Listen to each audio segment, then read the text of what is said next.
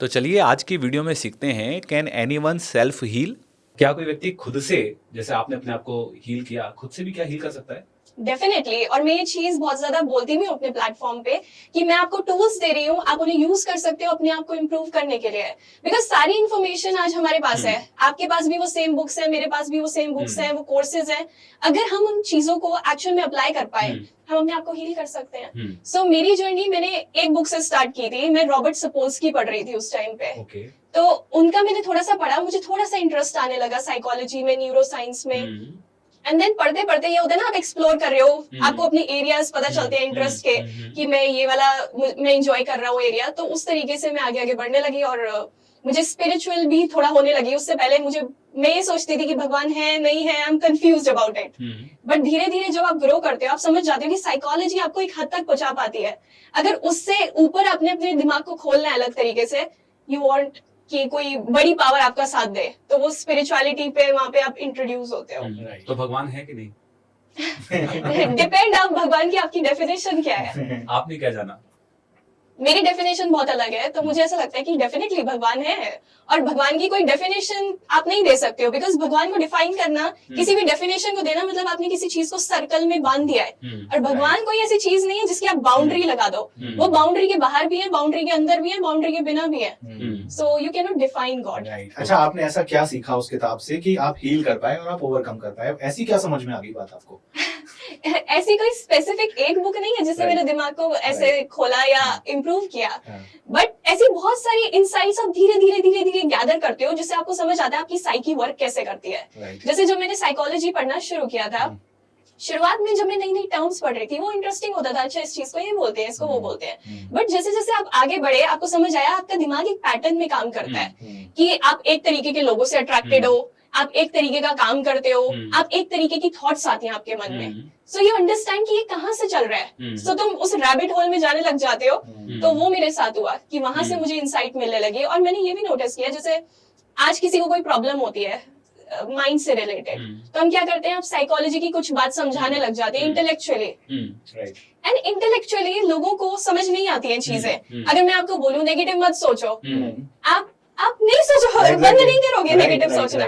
तो उस इंसान को पता है कि क्या करना चाहिए, क्या नहीं करना चाहिए। बट ये बात उसके दिमाग में बिठाना, ये मैंने अपनी जर्नी से सीखा कि मेरे दिमाग में कैसे बातें बैठती हैं, तो मुझे इसी तरीके से लोगों के दिमाग में बातें बिठानी है। जैसे I give you a simple example. When I was depressed, हर कोई ये बोलता था उदास होने की क्या बात है, लाइफ तो अच्छी चल रही है, डिप्रेस्ड क्यों हो, खुश रहो। अब क्या ये बात समझ में आती है?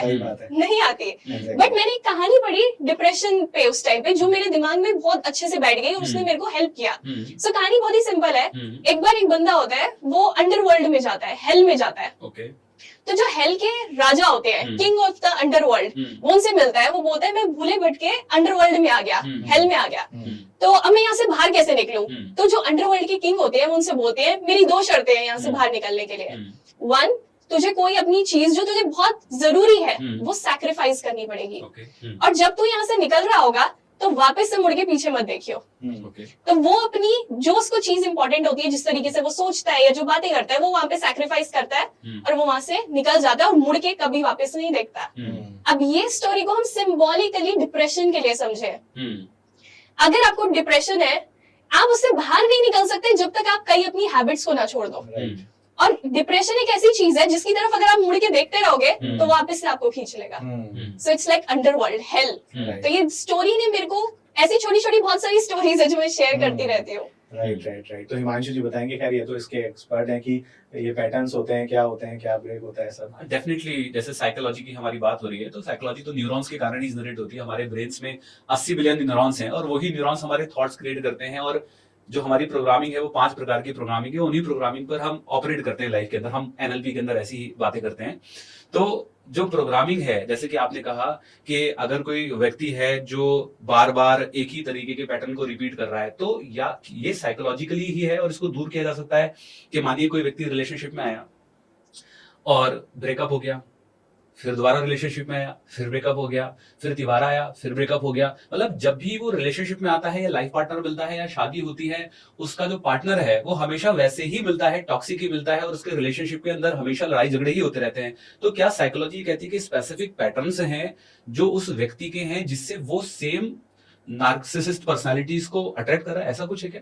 बिल्कुल ऐसा है, and I have faced this in my life. Hmm. मुझे ऐसा लगता था कि मेरी जो फ्रेंड है, पहले मुझे ऐसा लगता था कि जिन लोगों से मैं अट्रैक्ट होती हूँ, मेरी फ्रेंड्स है या रोमांटिक रिलेशनशिप हो गया, उन सब की नेचर ना मेरे फादर से बहुत मिलती है। और मैं इस हाँ। बारे में जोक करती थी कि मेरे को पापा जैसे लोग क्यों मिलते हैं हर हाँ। जगह। जब मैंने साइकोलॉजी पढ़ी, I was like oh God, इनकी नेचर पापा से इसलिए मिलती है बिकॉज आई हैव समथिंग कि मैं ऐसे लोगों को अट्रैक्ट करती हूँ, अट्रैक्ट करती हूँ, क्योंकि मुझे उसी तरीके का प्यार की आदत है। हाँ, तो मुझे वही प्यार समझ में आता है। समझ में आता है। एंड लोगों के साथ ये चीज होती है कि आपके अंदर कुछ ऐसा है, आपने ऐसे एक्सपीरियंसेस देखे, तो आपको वैसे ही लोग अच्छे लगेंगे। जैसे कि कोई लड़की है जिसे बचपन में देखा कि फादर बहुत ज्यादा टॉक्सिक है, लेट्स से, अब वो एक नॉर्मल लड़के से मिल रही है तो उसको लगेगा ही सो बोरिंग, हाँ। मुझे कोई ऐसा चाहिए जो रोलर कोस्टर दे। दे। सो ये चीज होती है लोगों के ये साथ। होती है, मतलब जो आपके पैटर्न्स हैं उसी से सिमिलर पैटर्न्स के लोगों को आप अट्रैक्ट कर रहे हैं, और आप बार बार ये कंप्लेन कर रहे हैं कि मेरे पार्टनर के अंदर कमी है, वो टॉक्सिक है। इसका मतलब ऐसा नहीं है, आपके जो पैटर्न्स अट्रैक्ट करने के बने हैं वो वैसे ही कहीं ना कहीं बन गए हैं। इसको हम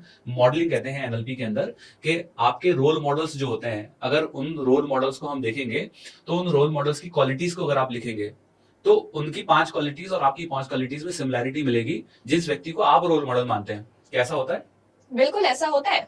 जो हमारे दिमाग में आइडिया होता है ना कि ऐसा प्यार होना चाहिए, हाँ। वही प्यार जो हमारे लिए फेमिलियर होता है। जैसे दिमाग को फेमिलियरिटी बहुत पसंद है, हाँ। तो अगर उसने कुछ बचपन में देखा वो रिक्रिएट करना चाहता है, Recreate करना। और ये हमारे माइंड का तरीका होता है उस सिचुएशन को ठीक करने का। जैसे अगर बचपन में पापा ने प्यार नहीं दिया, सिमिलर पार्टनर अट्रैक्ट कर लिया बड़े होके, एंड अब आप सोचोगे अब मैं इसको ऐसा करूंगी कि ये मुझे प्यार करे, मतलब आप ठीक करना चाहते हो सिचुएशन को, बट ये करने के बजाय आपको अपने आप को हील करना चाहिए कि मैं ऐसा क्यों अट्रैक्ट कर रही हूँ, ये कहाँ से आ रहा है।